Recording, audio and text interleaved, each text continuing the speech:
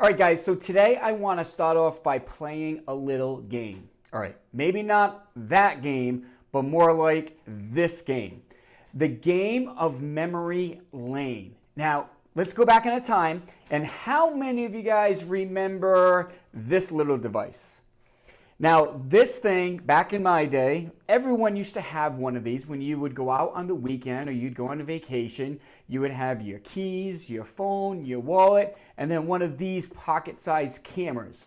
And whenever you'd go out, that's how you took pictures. When you went on vacation, that's how you took pictures. And we all thought it was the most fantastic thing in the world because it was digital. You could have 1,000 photos on this one little SD card. You didn't have to worry about going to pay for film pictures to be developed. You actually was able to see what the picture looked like right there on the spot within the digital display of the camera. It was absolutely fantastic. But here's the question. How many of you might still have one of these in your attic, but how many of you, when you go out on the weekend or you go on vacation, bring a device like this with you on an ongoing basis? Here's another one. How many of you remember this? You know, when I was a little kid, on Friday nights, it was just a family ritual where we would go out and get a couple of pizzas, go to Blockbuster, pick some movies, and that was our Friday night as a child. But how many of you have gone to a Blockbuster lately? Or, let me ask you another question. How many of you have even driven by a Blockbuster lately? So what we're going to start talking about today is what we call the innovator's dilemma. Now, this is one of my favorite strategies. It will make you a lot of money. It's made me a lot of money, and it will definitely help you advance your business. So this strategy was developed by a Harvard business professor, Clayton Christensen. He's also a world-renowned business consultant. And really, what this strategy talks about is when you have an incumbent who is an industry leader, how does this incumbent eventually either go out of business or completely be overtaken on its throne? And oftentimes, it's by a new emerging business. Now, in a previous video, you guys know that we talked about the incumbent has a tremendous advantage. They have larger advertising budgets. They have more R&D. They already have a brand in market share and brand loyalty. So this company that has everything going for it, how is it that a newcomer, the new kid on the block, is able to overtake them? And that's some of the things that we're going to be talking about in this video right here. So again, we're back with our overall succeed strategy. We've talked about how we can create value for our target. We created action as far as our SWOT, how to implement that value and that strategy. We talked about how you can create value by providing solutions to your target audience. And now we're back into that competition force that's driving in. All right, so what we're going to focus today is that little section you see on the bottom, the substitutions. Now, when I say a substitution, what exactly am I talking about? Remember in the previous video, we talked about a business category. Now, a business category, you have a couple of competitors competing for the same target in the same market tier with practically the same solution, the same product, right? So you're targeting the same segment and the same market tier with practically the same product. That's a category. A substitute is just a little bit different. So when we're talking about a substitute, it provides the same end solution to the same segment, but with a different product. So you're targeting the same segment in the same market tier, except you're using a completely different product that fulfills the same solution. Okay, let me give you an example. We recently just talked about Blockbuster. All right, so why is it that we do not see a Blockbuster on every corner anymore? Well, because of Netflix. Now, how did Netflix overtake Blockbuster? Well, if any of you remember when Netflix first came about, it was a monthly subscription. They would actually mail you the movie, and then you would mail them the movie back, and then you could pick a new movie, right? So you could get unlimited movies that you wanted, as many times for a low monthly fee every month. Likewise, Blockbuster, it costs almost, for a new movie, $5 a night to watch it. All right? So when Netflix first came on the scene and they offered the mail-in service, it wasn't that big of a threat to Blockbuster. Why? Because when people want a movie, they want to watch it. If I am 10 years old or 8 years old and I'm going to watch a movie for my family, I want to be able to get that movie on the spot. I don't want to have to pick it out on Tuesday and wait for it to arrive 3 days so it's here for Friday, right? I want to go in the movie store on Friday, pick what I want, and get it. But once Netflix started with their streaming service, that changed everything. Why? Same low monthly fee, unlimited movies that I want, but now I can watch them in the comfort of my own home. I no longer need to go to the local Blockbuster, and it's significantly cheaper than $5 a movie. All right? So what is the solution that Netflix and Blockbuster is both providing, being able to watch movies at home? Netflix product is video streaming. Blockbuster's product is an actual DVD that you got to go to a retail location to get it. Now you can see how this has emerged. We no longer have Blockbuster, and Netflix is a huge streaming service. So that's what we're talking about, a substitute. It's not like Major Video and Blockbuster, same exact product competing against each other. Yes, it fulfills the same end goal, watching movies at home, but they do it in a completely different manner. That is a substitute, all right? So if the substitute is so great, if a new incumbent comes onto the scene and they're trying to get segments from the incumbent, what exactly will the incumbent do? Well, they got a couple of different options, and it's the same playbook as if they were competing against a new incumbent for a sustaining strategy. That's what we talked about in the previous video. So if you haven't seen it, make sure you watch that so you understand exactly what's going on. So if there is a substitute, a different product with the same end result, and that new company is trying to take market share from the incumbent, what options do they have? Well, they could imitate. Facebook, Meta, Instagram did this many times. When Snapchat started to come on the scene and started to take market share from Instagram, what did Instagram and Facebook come up with? Stories, practically imitating that same exact feature that Snap had.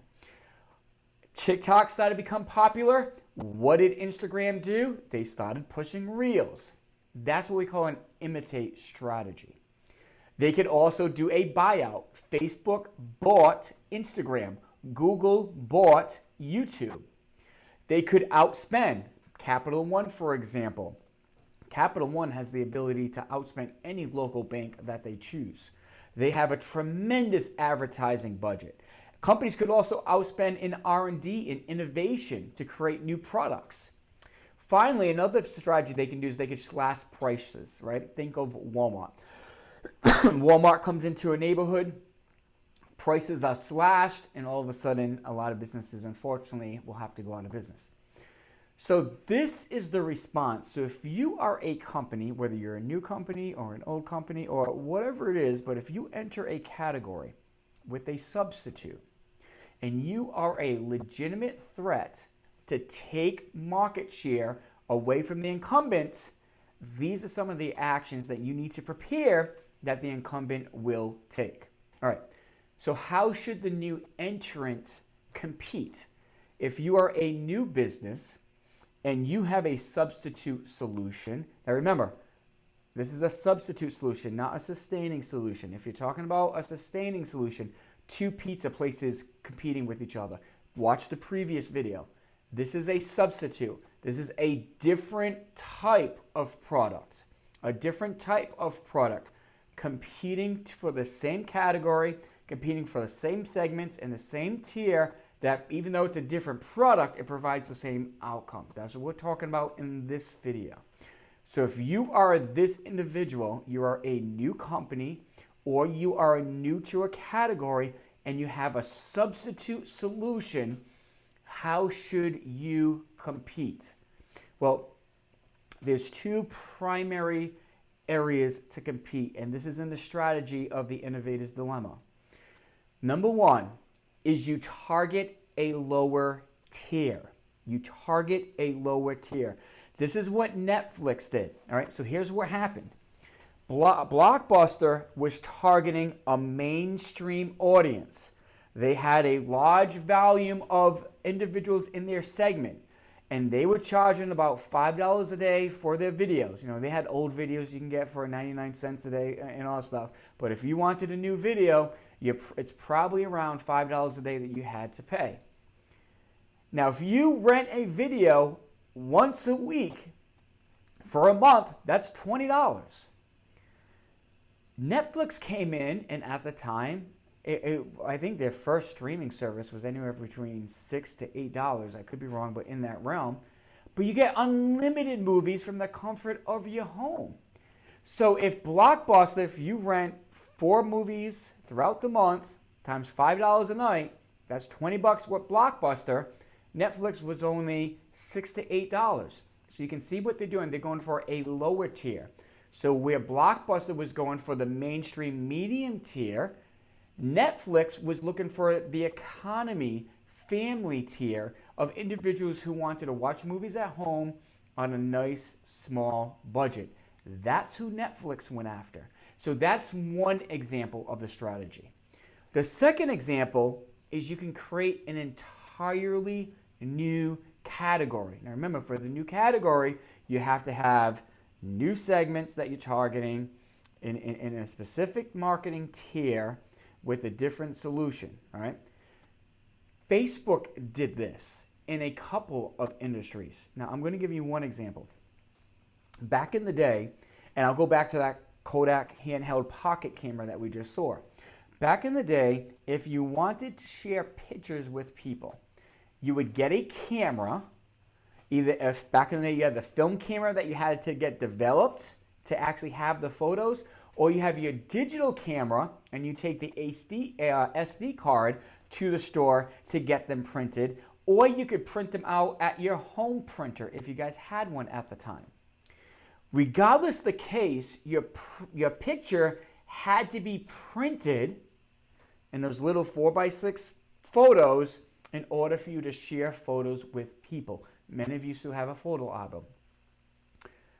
Facebook created a new category that completely changed this. Remember, for a new category, you have to have a new product. It can be the same outcome, but it's a new way of doing it. So instead of people having to print photos to share them with their friends and family, now all they have to do is post it on Facebook at the time. You know, now you use Instagram or whatever social platform you're using now. But all you had to do was post images on your social media platform, and you could instantly share it. You're still sharing photos. One category, it is the old way where you take a picture on a camera, you get it developed, you get the 4x6 photo, and you share it. The other category, completely brand new category, new way of doing this, is you take a picture on a digital phone, you upload it to your social media platform, and now everyone that follows you gets to see it. That's what we're talking about, a completely new category. A substitute merging into a new category.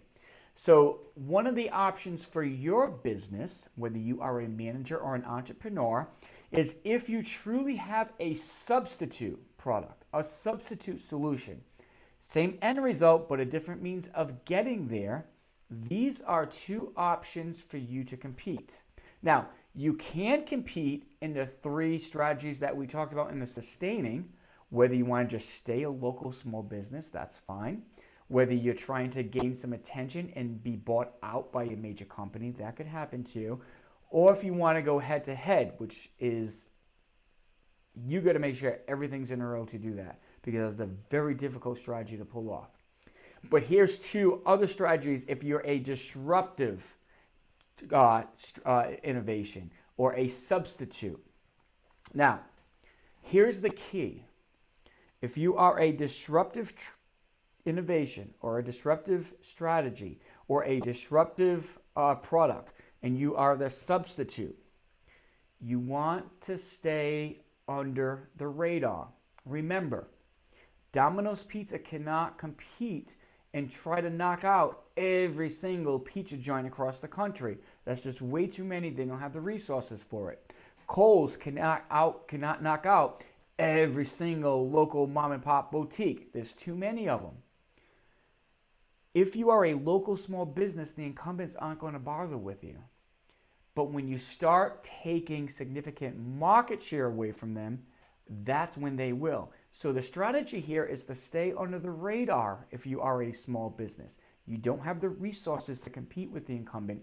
You don't have the R&D. You don't have the structure. You don't have the money. You don't have the employees.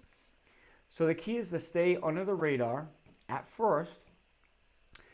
Either target, and I'll go back here, either target a lower tier. So if the incumbent is a mainstream, go after the low tier. If the incumbent is premium, go mainstream, or try to create an entirely new category. All right.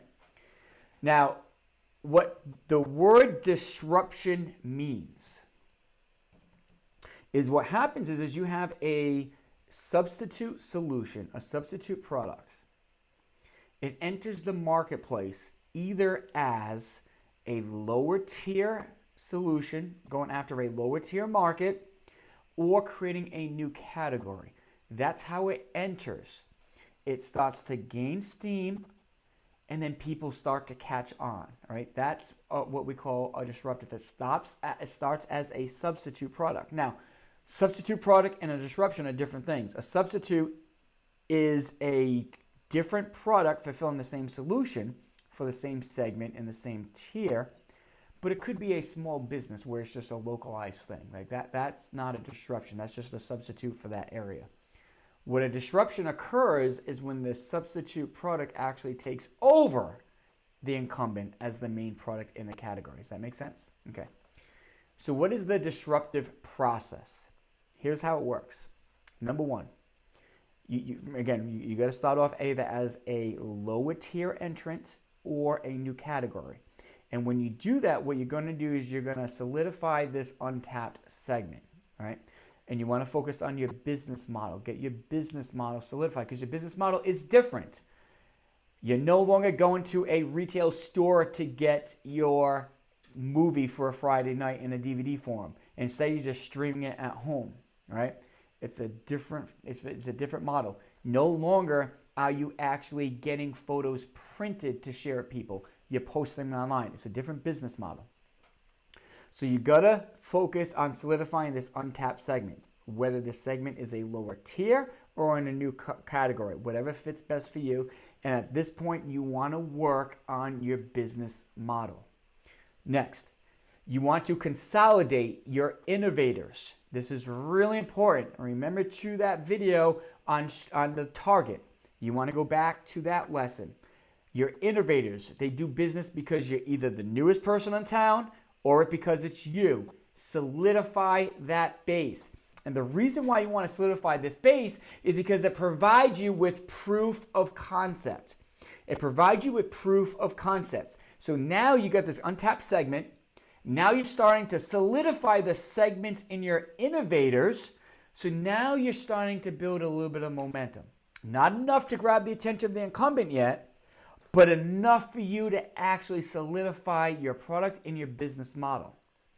Now what's interesting is, and the third step is now you want to start targeting the early adapters, one segment at a time. Don't go after all of them.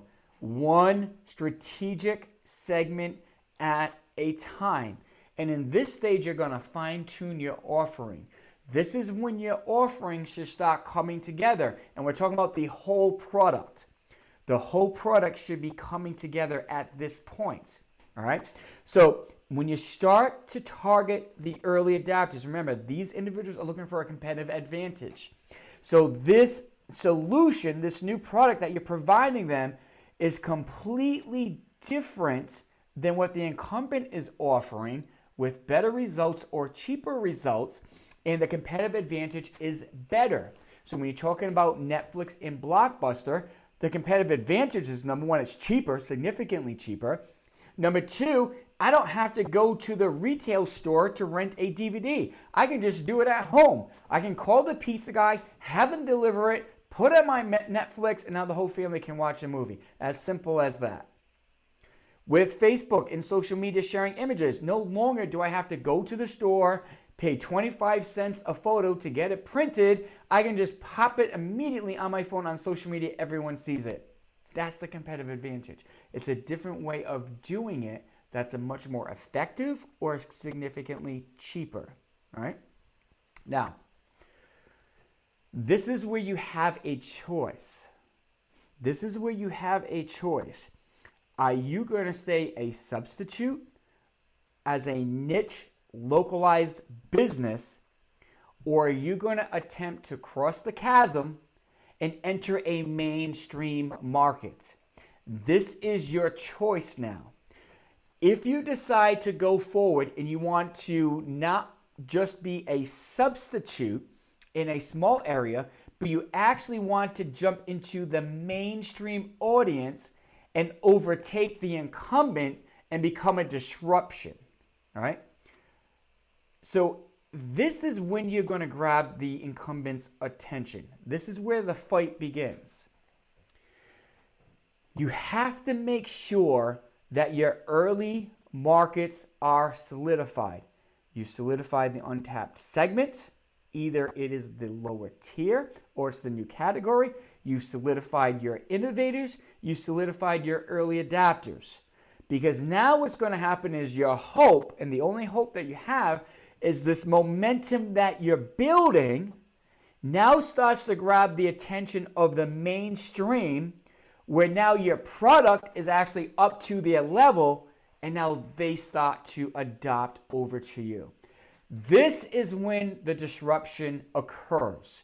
This is when the disruption occurs, is when the mainstream audience has your attention, and now they start shifting in flocks from the incumbent over to you. All right? Let me give you an example, because I know this is a lot to take in. I want to give you an example.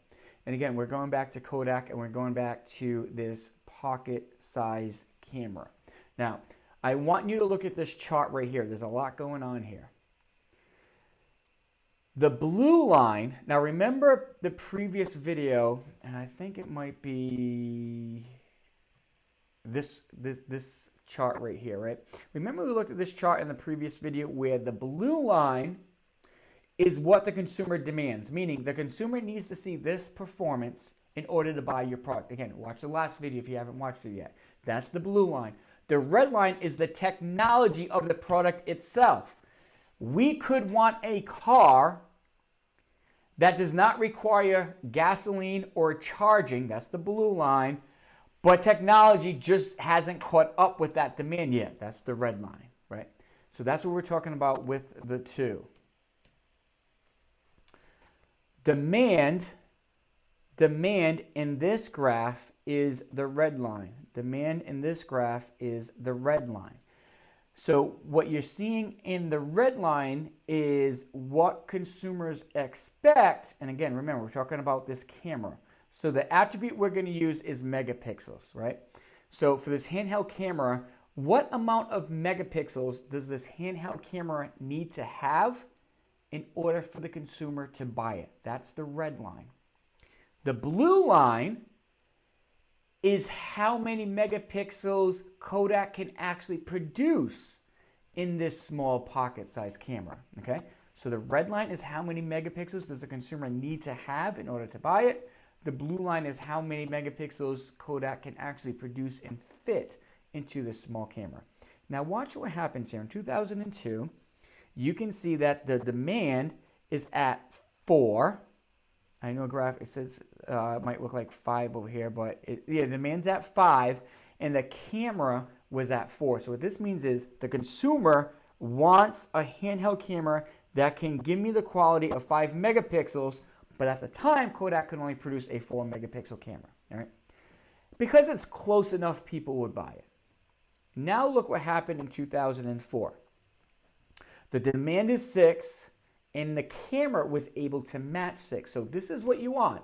Technology is now on par with demand. The consumer says, hey, if you give me a 6 megapixel pocket-sized camera, I'm buying it.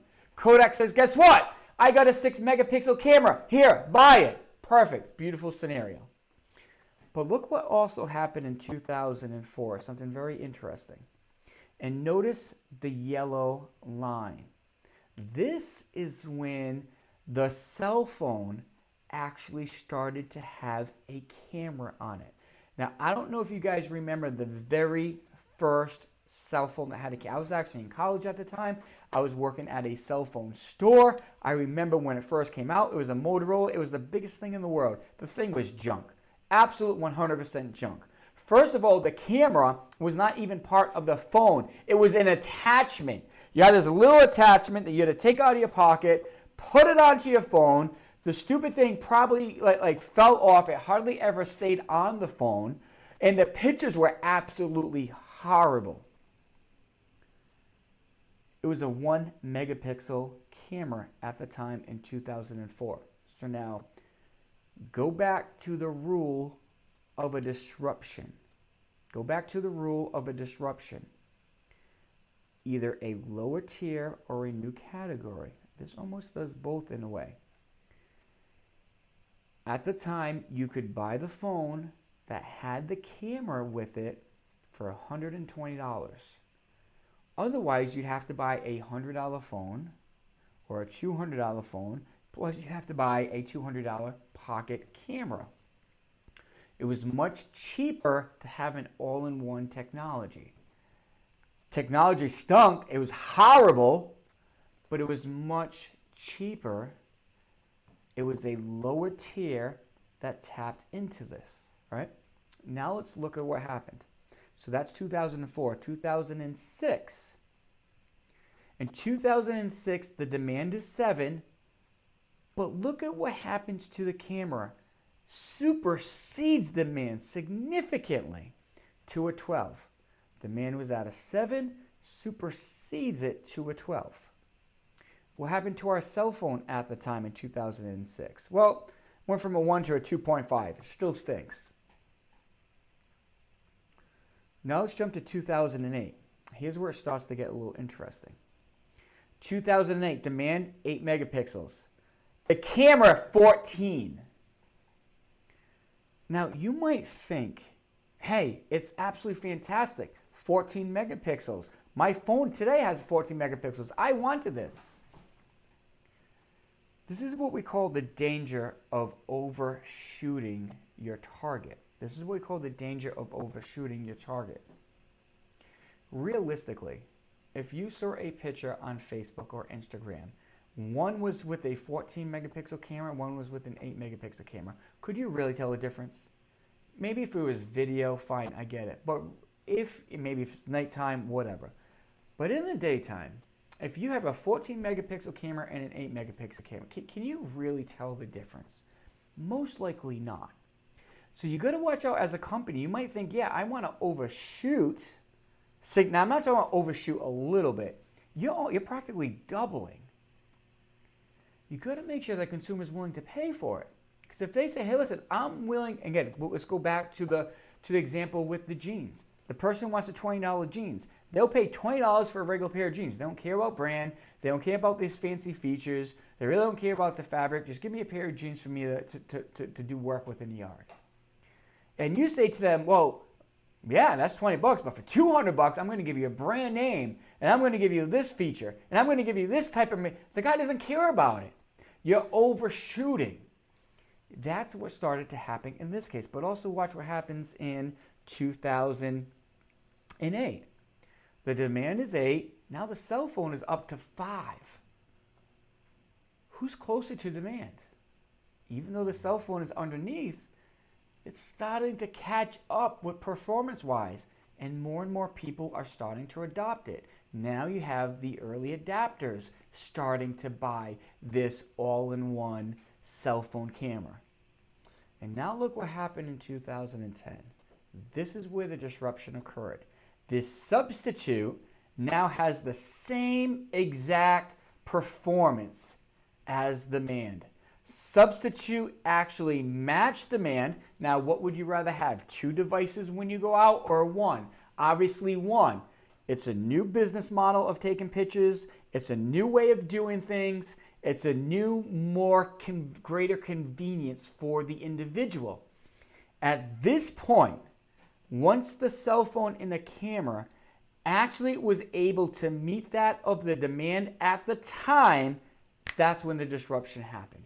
And that's when you saw the mainstream start to flood into using camera phones, and why we no longer have this pocket handheld. All right. So I hope this brings it all together. So how does this happen? How does the incumbent actually drop the ball on this? Why did Kodak not see this? Well, the incumbent will focus on more profitable segments. So in this case, Kodak said, okay, let me try to get a higher level of consumer who wants to take photos. Let me try to put all these bells and whistles and try to focus on them. But when you try to focus on a higher level, and sometimes it works, don't get me wrong, but you have to be mindful of what's happening in the lower tiers, because what this does is it leaves lower segments vulnerable, meaning they're wide open. No one's paying attention to them. So the entrant now comes on. They know they're not going to go head-to-head with the incumbent. They don't have the resources to do that. They see the incumbent going for these higher tiers and these higher segments, like, hey, no one's catering to this group. Thank you. I'll take them. And they start catering to untapped segments. This happens under the radar. Maybe the incumbent actually sees it, but it's really not a threat to them. It's not maybe nibbling at their market share, not really taking away from it. But then you have the snowball effect, right? So take a look at this chart. Again, this is the same chart that we looked at in the last video. Blue is the demand that consumers have. And remember, here are the 3 tiers. You got the high-end tier who expect the highest level of product. They will require the highest performance, but they'll pay the highest, so the highest profit. Mainstream, they require average level performance, and they'll pay an average price. And then you got the low tier. They don't expect much, but not going to pay you much. They're the lowest profit margin, right? So what happens is you see this line of performance, and you see this red line. And what happens is over time, the incumbent will try to reach more profitable segments. And you can see as time goes, they overshoot. First, they're trying to catch up to the demand of the mainstream. Then they overshoot the mainstream. And then they try to get the attention of the high market. Meanwhile, they're leaving the lower segments vulnerable and completely open. The new entrant comes in.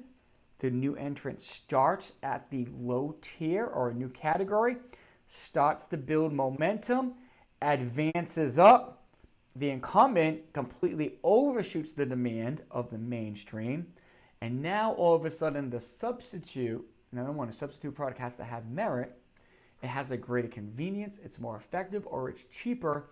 And now the mainstream start to adapt to that solution, because that's the solution that's now catering to what they want, while the incumbent is trying to shoot off future segments, right? I hope that makes sense. So why does this happen? One reason is executive structure, right? A lot of CEOs do not stay with the company for more than 3 years. They know this. Everyone knows this. A CEO is incentivized most of the time on quarterly profits. What is the quarterly profits of the business? So if you have a CEO who knows that they're only going to be in a company for a couple of years, I get this disruption that's on the realm. It might not reach me until 5-10 years down the road. I might want to cash in and focus on what's making me money now. Is it ethical? Probably not, but it is what's happening. A lot of companies are trying to change their corporate structure because of this, but this has an element. Another thing is investors. Investors might say, hey, listen, you might be a fantastic company and you might hit it big in 10 years, but I want a company that's going to hit it big now. You got to keep investors happy. Another option is it's safer to stick with what you know. This streaming video on Blockbuster, I know retail. I really don't know the streaming video business. I want to stay with what I got. Another thing is core competencies. Kodak made their money with film. Now all of a sudden this digital thing comes in. There's no money in digital. All the money was in film. Their core competency doesn't meet where the target is going. And then the final thing is just failure to monitor the demand. Failure to actually look at where the trends are going. All right. So these are some reasons an incumbent could actually allow this to happen. All right. So if you are an incumbent, what's your strategy? And then we'll go into the new entrant, right? So we already did talk about the new entrant strategy. Now it's the incumbent strategy. Well, number one, you got to make sure that your corporate goals and your mission is properly communicated to everyone. If you're a company that's about innovation and you're a company that is about adopting the latest trends, everyone at every level of the organization needs to be aware of this. So if they see a disruption starting to occur, there has to be a mechanism to get up to the C-suite staff so they can analyze it.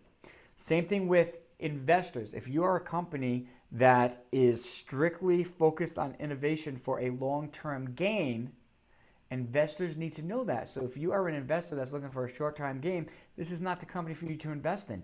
We need the long-term investor, all right? Another element is portfolio management. You have your bread and butter products that will be fantastic for you today, but might not be the tomorrow.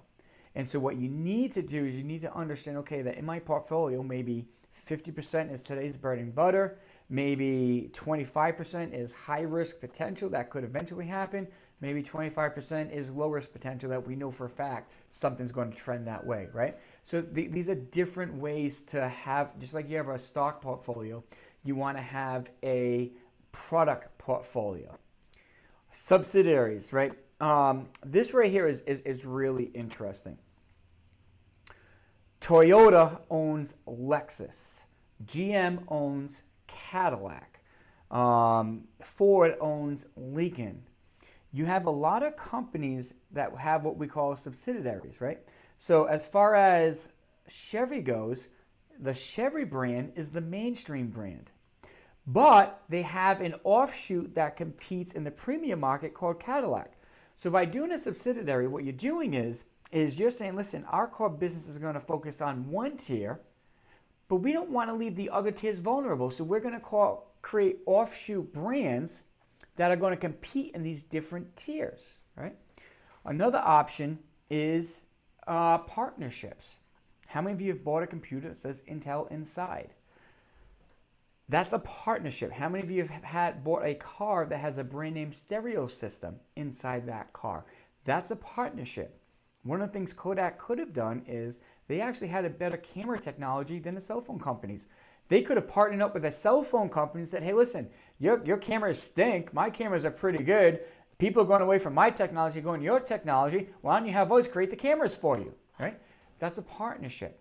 And then you got to make sure you have ongoing feedback with your consumers so you know where the demand is going, all right? So these are some of the things that the incumbent can do to make sure that they don't get overtaken by a disruption.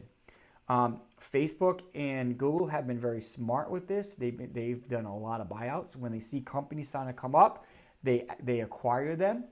That's a very smart, intuitive format. So let's recap, because I know there's a lot in this video, right? So let's recap everything. Substitute entrant, a new entrant that's a substitute. What you want to do is you want to target a lower tier like Netflix did, or you want to create a completely new category like Facebook did. The key is you do not want to go head to head with the incumbent at first, because if you do, they're going to flood their resources to try to take market share away from you.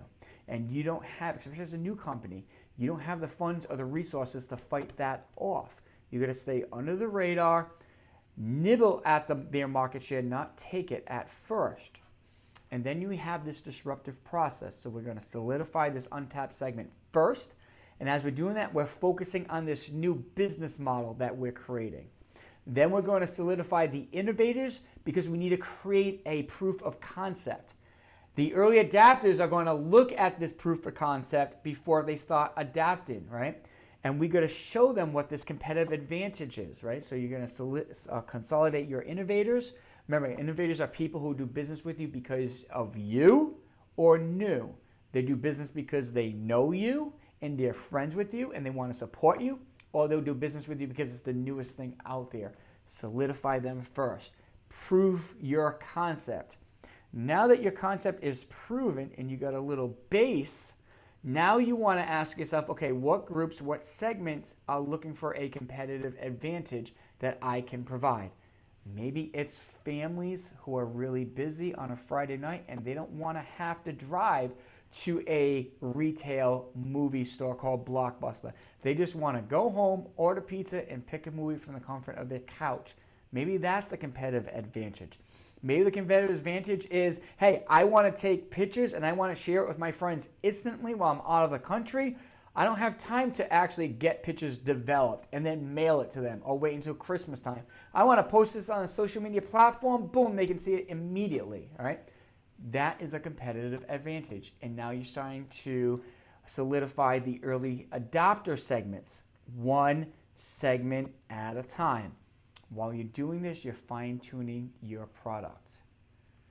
And then number 4, you have the choice. Am I just going to stay a small company as is and not go head-to-head with the incumbent? Or am I going to attempt to cross the chasm, go from a niche company to a mainstream company? I understand this is where the fight is going to happen, but you believe your competitive advantage is so strong that it will create a disruption through the snowball effect. Okay?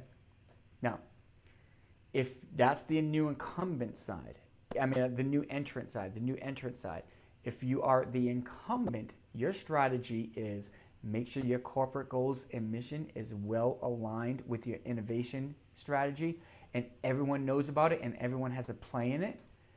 Mergers and acquisitions. So same thing as what happened with Facebook. Facebook actually saw Instagram, Google saw YouTube.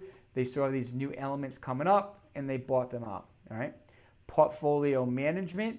Make sure you have a nice, diverse portfolio of your bread and butter profit products, but also future potential innovation products.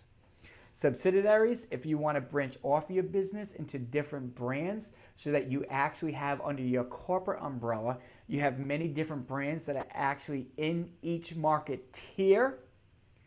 Partnerships such as Intel Inside and your ongoing feedback loop. All right? So that's how you actually combat as the incumbent.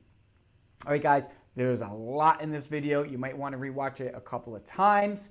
But the innovator's dilemma, and so what exactly is the innovator's dilemma? The dilemma is if you are an incumbent and you're constantly improving on your current product that made you the money in the first place, you got to watch out because while you're so focused on what made you money, a new substitute could be coming in and create disruption that would put you out of business.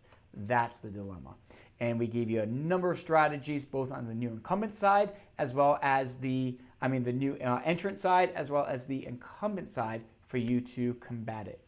All right, guys, that is it for today.